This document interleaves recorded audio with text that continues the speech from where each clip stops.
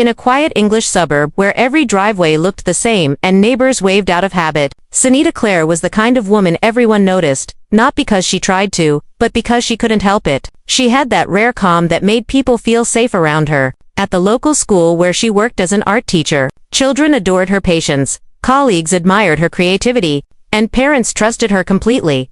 Among those who smiled, the widest was Melissa Kane, another teacher, new to the staff and quick to attach herself to Sunita's orbit. At first, their friendship felt effortless. They shared lunch breaks, swapped lesson plans, and spent Friday evenings laughing over wine at Sunita's kitchen table. To anyone watching, it looked like the perfect friendship, two women supporting each other through the noise of life. But behind Melissa's laughter hid something darker.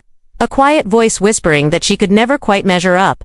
Sunita's confidence came naturally. She dressed simply but somehow always looked elegant. Her students brought her small gifts, drawings, thank you notes, while Melissa's classroom sat quiet. When parents greeted Sunita in the hallway, Melissa would stand just behind her, smiling thinly, pretending not to notice the difference. Each compliment Sunita received planted a seed of resentment. Each success added one more crack to Melissa's mask of admiration. Then came the promotion. A small step up for Sunita but a devastating blow for Melissa. The head teacher announced it casually during morning briefing. Sunita will lead the arts program next term. Applause filled the room. Melissa clapped too, but her hands trembled. That evening she congratulated Sunita with a forced hug and a bottle of cheap wine. Couldn't have happened to a better person, she said, but her eyes told another story. From that day, the friendship began to shift. Melissa's texts grew shorter, her jokes sharper. She started copying Sunita's teaching style, her outfits, even the way she styled her hair. At first, Sunita laughed it off. Imitation was flattering, after all. But soon it stopped feeling funny. Students began confusing them. Parents mixed their names. And when Melissa overheard someone call her the other one, something inside her snapped. By autumn, Sunita noticed small things going missing from the staff room. Her favorite mug, a notebook filled with lesson ideas, a photo from her desk. Anonymous messages appeared in her locker. You think they love you? They don't. She tried to ignore them, but a chill crept into her days. The warmth that once filled her classroom felt thinner now. Even her laughter came slower, careful, as if someone might be listening. Still, Sunita refused to believe her friend could be behind it. She told herself Melissa was just struggling, that jealousy was normal, that it would pass. She didn't know jealousy, once invited, never leaves quietly. It studies you, it waits. And as winter settled over the small town, the distance between them grew invisible but deadly, like a crack under ice, widening silently until it breaks everything above it. No one noticed the way Melissa's smile lingered too long or how her questions about Sunita's life grew a little too personal. Everyone thought they were still best friends. Even Sunita did. But in Melissa's mind, admiration had already turned into obsession. And soon, that obsession would demand a price no one could imagine. By the time winter gave way to spring, Sunita's life seemed brighter than ever, at least from the outside. Her art students had won a national competition. She'd been featured in a local newspaper. And her social media was filled with photos of school exhibitions, smiling faces, and kind comments. It was the kind of recognition most teachers dream of. But for Melissa, every headline, every compliment, every well done, Sunita felt like another wound that wouldn't heal. Her jealousy didn't arrive all at once. It crept in like damp through the walls, quiet, invisible, and relentless. At first, she told herself it was motivation. She'd work harder. She'd prove herself. But slowly, it turned into obsession. She started scrolling through Sunita's social media every night, zooming in on photos, reading every comment twice. She'd whisper to herself, she doesn't deserve this. At work, she became colder, quieter. When Sunita entered the staff room, Melissa would leave or stay silent, eyes fixed on her phone. Rumors began to float through the corridors, that Sunita's success was luck, not talent. That she'd used people to get ahead. No one could trace where the gossip began, but every trail led back to one person. Then, strange things started happening. Parents complained that emails from Sunita had rude messages attached, except Sunita hadn't written them. Her classroom door was found ajar at night, papers scattered, paintings ripped. It felt random until Sunita found her own face scratched out in one of the photographs pinned to her display board. She took it down quietly, heart pounding, refusing to believe what she knew deep down. Someone was targeting her. When she told Melissa about it, hoping for comfort, Melissa only smiled faintly and said, maybe someone doesn't like how perfect you are. It was then Sunita noticed the look in her eyes, not sympathy, but something sharper, something cold. Weeks turned into months, and the tension became a silent war only they could feel. Sunita tried to distance herself, but Melissa wouldn't let go. She'd show up at the same cafes, the same events, always with the same excuse, just coincidence.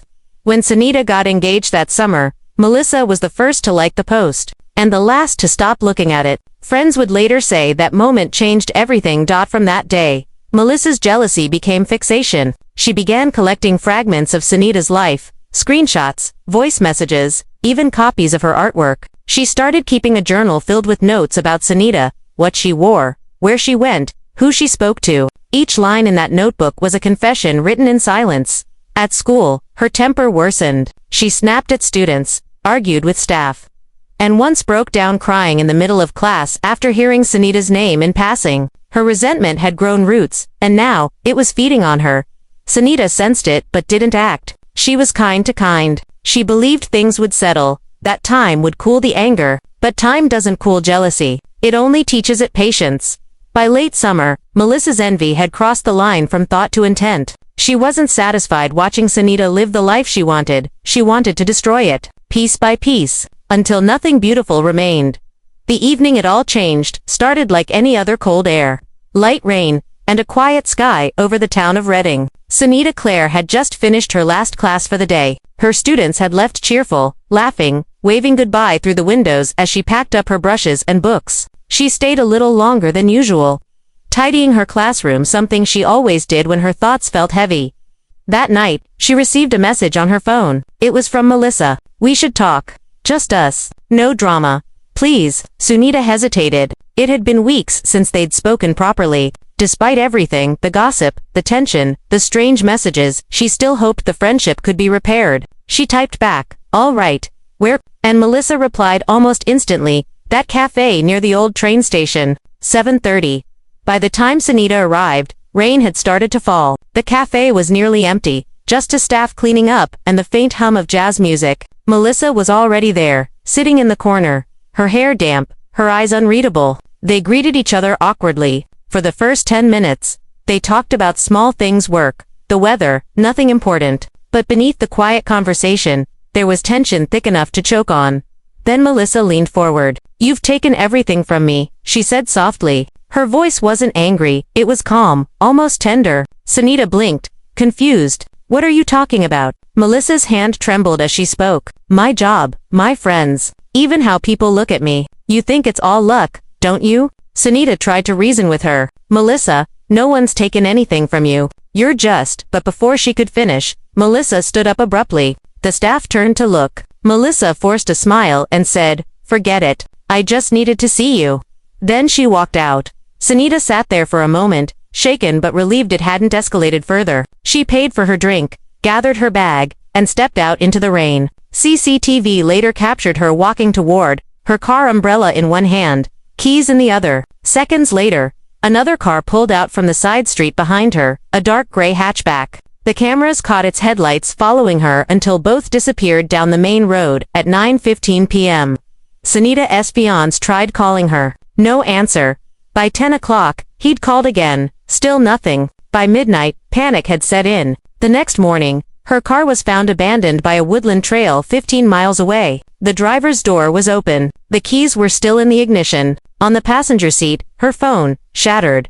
Detectives were called in immediately. There were no footprints, no struggle marks, no witnesses, just silence and rain-soaked earth. Within hours, her disappearance became headline news. The small town that once adored her was now a crime scene. Melissa appeared heartbroken when interviewed by police. She cried, told them she had no idea what happened, said she'd just wanted to fix things. But investigators noticed something strange. Her timeline didn't match. Her car had been caught on a traffic camera less than 2 miles from the site where Sunita's vehicle was found, at 9:05 p.m. for police, th. When detectives first entered the case, they expected a simple missing person search. But by the third day, Sunita Clare's disappearance had become something far darker. Her car told a story that her voice never could. The driver's seat was pushed too far back, not how Sunita ever drove. There was mud on the floor mats from a different location and faint traces of perfume mixed with engine oil. as if someone had tried to clean something away. Police set up a command post near the woodland trail. Dogs combed the area. Drones scanned the fields. And then, just 50 yards from the car, a breakthrough. A small patch of disturbed soil and, beside it, a single gold earring. It was the exact pair Sunita had worn in her last photo. The search widened. By the end of the week, forensic teams found a torn piece of scarf caught on a bush. One confirmed to belong to C. Tiny drops of blood were discovered on the underside of a nearby bridge railing. The DNA was hers. The case was now officially a murder investigation. Detectives retraced her final hours. Every CCTV camera, every road light, every mobile ping. At 8:42 p.m., Sunita's phone had disconnected, not from battery loss, but from a manual shutdown. At 9:05 p.m., Melissa Kane's car had been caught on the same road, moving toward the woods. And by 9:27, her phone too had gone silent. When police visited Melissa's home, she appeared calm to calm. The curtains were drawn, candles lit, and the table set as if expecting guests. She greeted them politely, offered tea, and said she was still in shock. But the moment detectives asked for her phone, the mask cracked. She hesitated. I lost it somewhere, she said. Minutes later, officers found it under a pile of laundry wiped clean. Digital forensics would later reveal what she tried to erase. Searches like how deep to bury a body, delete GPS data permanently, and signs police have no evidence. The deeper they looked, the darker it got. In her bedroom drawer lay Sunita's missing notebook, the same one reported stolen months earlier. Beside it, a small envelope with jewelry pieces, one of them smeared with what looked like dried mud. And at the back of her wardrobe, detectives discovered something chilling, a handwritten journal titled, The Plan. Its pages were filled with fragments. She took my life. No one will miss her if she disappears. I just want silence again. When confronted, Melissa's confidence evaporated. At the station, she broke down tears, denial, shifting blame. She claimed it was all a coincidence, a misunderstanding. But then investigators played the final piece of evidence, CCTV from a petrol station, taken just hours before Sunita vanished. There she was, Melissa, alone, buying bleach gloves and garbage bags. The interview room fell silent. Detectives leaned forward. Melissa, one of them said quietly, Sunita never left that night, did she? Her eyes flickered, the briefest moment of truth, breaking through the fear. And though she never spoke the words, her silence said everything. By the end of the week, police had their charge, Melissa Kane arrested for the murder of Sunita Clare. And for the first time since that stormy night, the truth began to surface, piece by piece, like a body rising from still water. The trial of Melissa Kane began 9 months after Sunita Clare's disappearance. By then, the story had gripped the entire country, a tale of friendship, jealousy, and a murder that looked too personal to believe. The courtroom was packed. Every single day, reporters with notebooks, members of the public, even former colleagues from the school where it all began. Everyone wanted to see the woman who had once smiled beside Sunita in photos, now accused of ending her life. The prosecution called it a crime of envy dressed as love.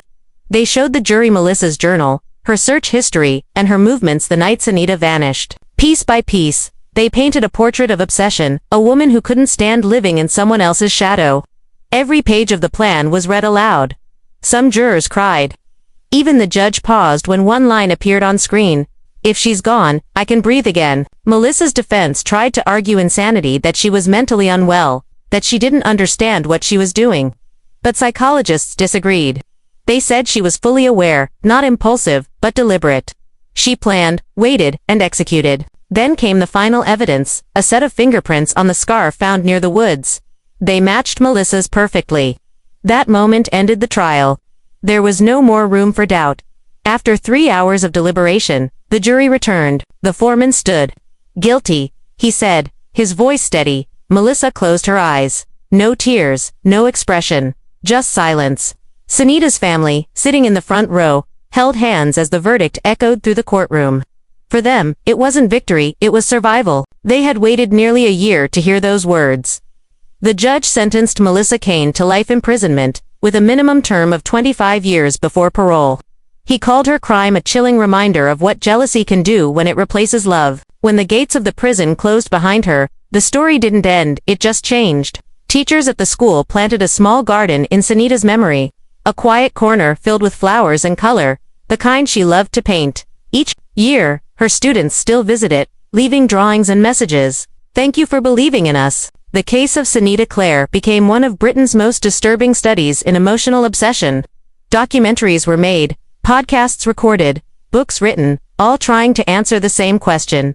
How does love turn into hate? How does admiration become destruction? Maybe there's no single answer. Maybe jealousy, when left unchecked, is just another form of grief, mourning the life you think you deserved. But Sunita's story leaves one truth that no one can ignore. The most dangerous people are not always strangers in the dark. Sometimes, they're the ones sitting beside you, smiling, listening, pretending to care. And in the end, what destroyed Sunita wasn't just Melissa's jealousy, it was her own kindness, her belief that everyone could be saved. Justice came late, but certain. And for those who still remember her, Sunita Clare's story is not about how she died, but how her light exposed the darkest corners of envy itself.